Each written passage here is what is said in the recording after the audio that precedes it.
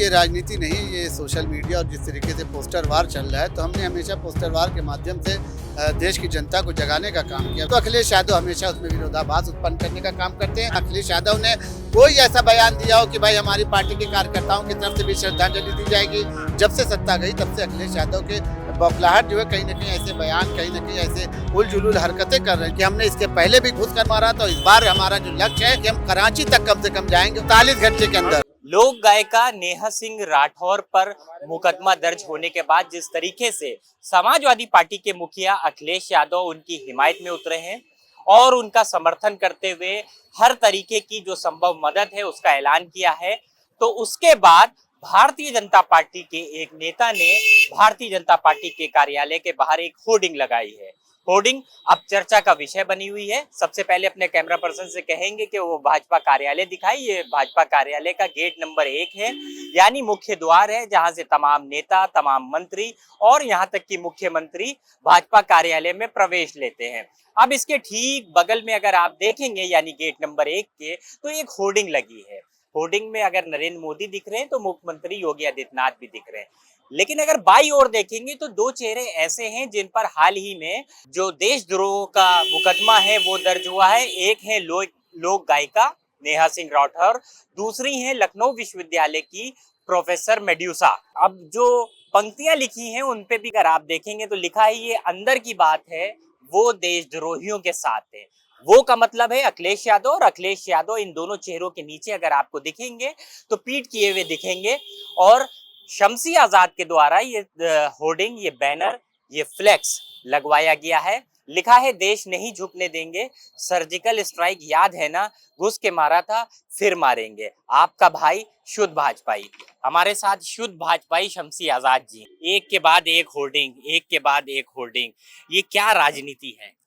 नहीं, ये राजनीति नहीं, ये सोशल मीडिया और जिस तरीके से पोस्टर वार चल रहा है, तो हमने हमेशा पोस्टर वार के माध्यम से देश की जनता को जगाने का काम किया। अभी आपने देखा कि कुछ ही दिनों पहले पहलगाम में जो हादसा हुआ है, जिसके गम में पूरा देश आज डूबा हुआ है, कोई कैंडल मार्च निकाल रहा है, कोई पाकिस्तान मुर्दाबाद कर रहा है, और यहाँ तक है कि भारत का हर एक नागरिक चाहता है कि फौज के साथ पाकिस्तान पर हमला करें और मरने वालों में और मारने वालों में सबसे आगे रहें। लेकिन अफसोस की बात है कि हमारे देश के कुछ पढ़े लिखे लोग, कुछ राजनीतिक लोग देश का मनोबल घटाने के लिए, देश की सेना का मनोबल घटाने के लिए पाकिस्तान की तारीफ करते हैं और हमारी सेना की और हमारी पार्टी की जो है कमियां निकालते हैं। और ऐसे लोगों पर देशद्रोह का मुकदमा जब दर्ज किया जाता है तो वहीं पर उनके संरक्षण देने के लिए, उनको पीछे से जो है कहीं ना कहीं पोषित करने के लिए, उनका सपोर्ट करने के लिए हमारे ही देश की बड़ी पार्टियों के नेता, बल्कि खुलकर मैं कहूँ कि समाजवादी पार्टी के नेता अखिलेश यादव, जिनका हमेशा से ये काम रहा है कि जब भी अमन चैन की बात होती है, जब भी एकता भाईचारे की बात होती है, विकास की बात होती है, तो अखिलेश यादव हमेशा में विरोधाभास उत्पन्न करने का काम करते हैं। अखिलेश ने तो समर्थन की बात कही है, कहेंगे नोटबंदी की तरह भारतीय जनता पार्टी की सरकार जलबंदी करे, हमारा पूरा समर्थन है। नहीं, जलबंदी करे तो ठीक है, लेकिन आप ये बताएं कि मैं आप मीडिया में आप बता सकते हैं क्या समाजवादी पार्टी के नेता अखिलेश यादव ने कोई ऐसा बयान दिया हो कि भाई हमारी पार्टी के कार्यकर्ताओं की तरफ से भी श्रद्धांजलि दी जाएगी, हमारी पार्टी के लोग भी कैंडल मार्च निकालेंगे, हमारी तमाम जो नेता हैं वो कानपुर में भी पहुंचे, मृतक के परिवार के पास भी पहुंचे हैं। अखिलेश यादव ने तो साफ इनकार कर दिया शुभम पांडे के बारे में। जब कहा गया जाने के लिए तो उन्होंने कहा कि वो हमारी पार्टी के कार्यकर्ता नहीं है। हाँ। ये भी आपको पता होगा। तो इस तरीके की बातें कहीं ना कहीं उनकी मानसिक दशा को दर्शाती है कि सत्ता जाने के बाद, हाँ। जब से सत्ता गई तब से अखिलेश यादव के बौखलाहट जो है कहीं ना कहीं ऐसे बयान, कहीं ना कहीं ऐसे उलझुल हरकतें कर रहे हैं, जिसकी वजह से उनको जो है संदेह के घेरे में लिया जा रहा है। और कुछ लोगों ने तो यहाँ तक भी कहना शुरू कर दिया है कि अखिलेश यादव का मानसिक संतुलन पूरी तरीके से बिगड़ चुका है। लोग कह रहे हैं कि भारतीय जनता पार्टी की सरकार आखिर कब सर्जिकल स्ट्राइक करेगी। ये मैं इसलिए सवाल आपसे पूछ रहा हूँ क्योंकि आपने अपने होर्डिंग में भी जिक्र किया है, सर्जिकल स्ट्राइक याद है ना, तो लोग इंतजार कर रहे हैं। अब तो लॉरेंस बिश्नोई ने ऐलान कर दिया है कि हम जाके पाकिस्तान में एक ऐसे शख्स को मारेंगे जो 1 लाख का हो। यानी क्या लगता है अब इन लोगों की जरूरत पड़ेगी? किसी की जरूरत नहीं पड़ेगी। आप देखेंगे कि 48 घंटे के अंदर जिस तरीके से हमारी सेना तैयारी करी, जिस तरीके से लगातार दिल्ली में अभी कैबिनेट बैठक खत्म हुई है, तीनों सेनाओं की बैठक खत्म हुई है, तो उससे यही लग रहा है कहीं ना कहीं, और आसपास के बॉर्डरों को खाली कराया गया, पूरी जो आबादी थी वहाँ पर भारत के अंदर उनको जो है एलओसी से हटाया गया है।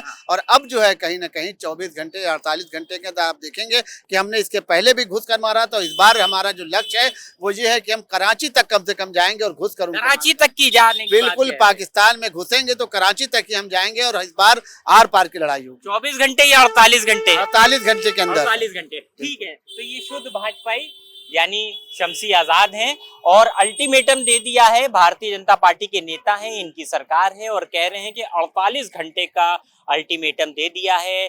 तमाम जो सेनाएं हैं उनको खुली छूट दे दी है और अब 48 घंटे के बाद पाकिस्तान पर बड़ा हमला होगा। लखनऊ से कैमरा पर्सन जीशान खान के साथ अरसलान समदी।